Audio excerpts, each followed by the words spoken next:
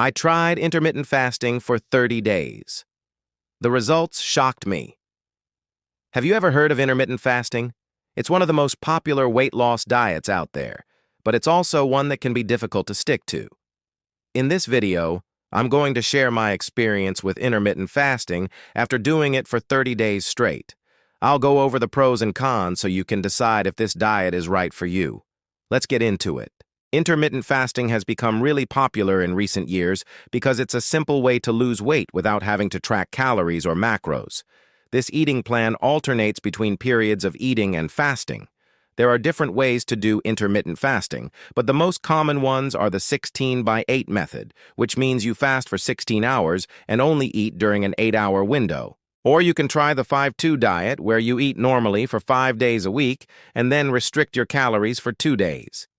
I decided to try the 16-by-8 method, where I would eat during a 6-hour window and fast for the remaining 18 hours.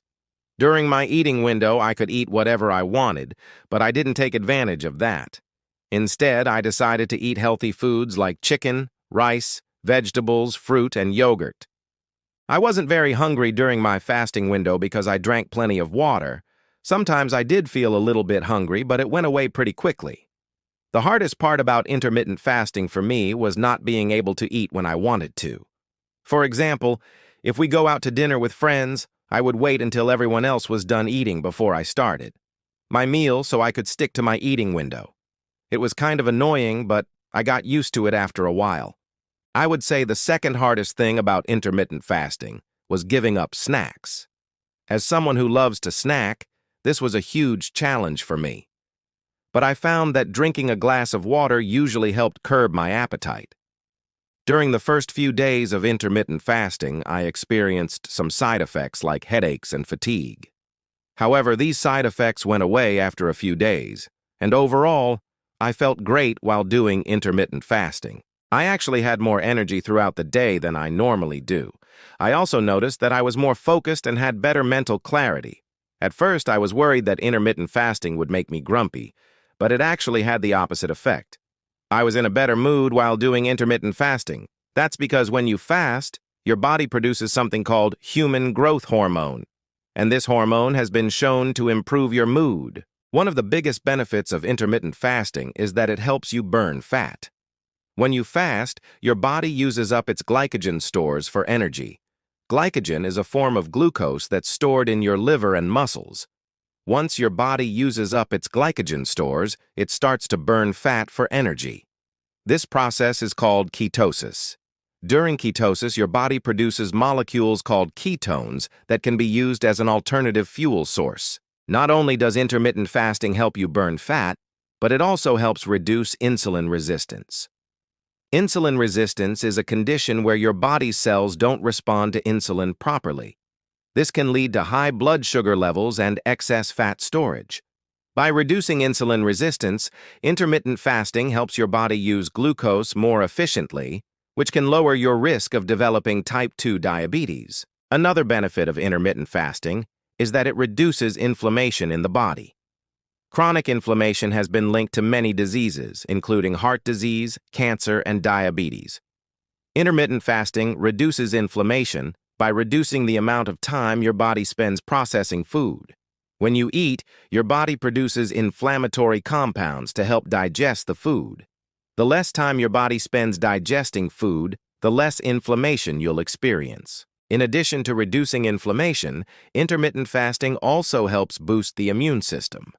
A study published in the Journal of the American College of Nutrition found that intermittent fasting improves immune function by increasing the number of white blood cells. White blood cells are responsible for fighting off infections and diseases. Intermittent fasting has been shown to help improve brain function. A study published in the journal Aging Cell found that intermittent fasting increases the production of a protein called brain-derived neurotrophic factor.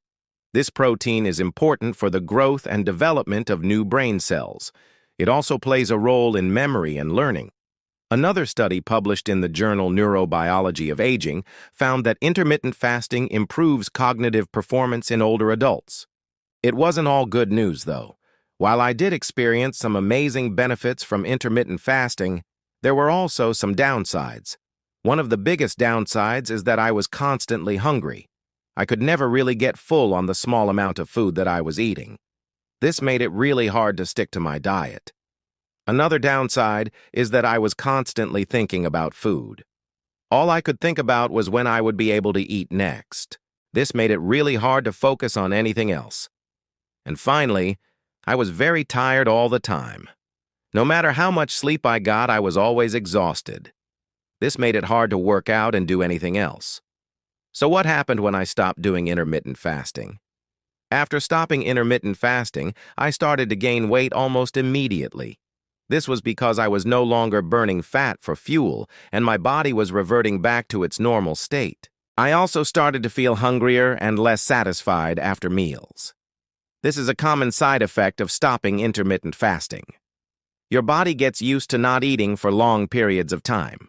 So when you start eating regularly again, you may feel hungrier. Overall, I enjoyed doing intermittent fasting, and I would recommend it to anyone who wants to lose weight or improve their health. However, it's not for everyone.